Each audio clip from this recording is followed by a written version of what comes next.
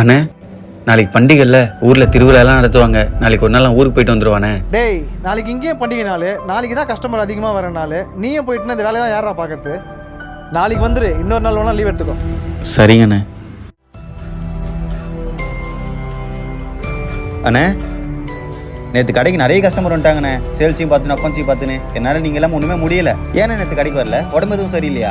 அதெல்லாம் ஒன்றும் இல்லைப்பா, நேற்று பண்டிகை நாளில் வீட்டுக்கு சொந்தக்காரெலாம் வந்துட்டாங்க. அவங்கள பார்க்கு பீச்சுக்கெலாம் கூப்பிட்டு போயிட்டு வந்து டைம் ஆகிடுச்சுப்பா. ஓ வீடுனா எங்கே விடுறாங்க, நானும் அப்படியே அவங்க கூட ஜாலியாக போயிட்டு வந்துட்டேன். அப்புறம் நீயும் ஊருக்கு போகிறேன்னு சொல்லியிருந்தல, இருக்கிற வேலையெல்லாம் முடிச்சுட்டு நீயும் கிளம்பு. நான் ஊருக்கு போகலண்ணே. ஏன்பா? நீங்கள் உங்கள் குடும்பத்தோட சந்தோஷமாக இருந்துட்டு வந்துட்டீங்க. அதே மாதிரி நானே என் குடும்பத்தோட போய் சந்தோஷமாக இருக்கலான்னு பார்த்தேன், ஆனால் முடியல. நேற்று திருவிழாக்கு சின்ன வயசில் ஒன்றா படித்த ஸ்கூல் ஃப்ரெண்ட்ஸு சொந்தக்காரங்களாம் வந்திருப்பாங்கண்ணே. போயிட்டு அப்பா அம்மா மட்டும் தான் பார்க்கணும். எனக்கு ஞாயிற்றுக்கிழமை லீவு தானே, நான் அப்போ போயிட்டு பார்த்துட்டு வந்துடுறேண்ணே.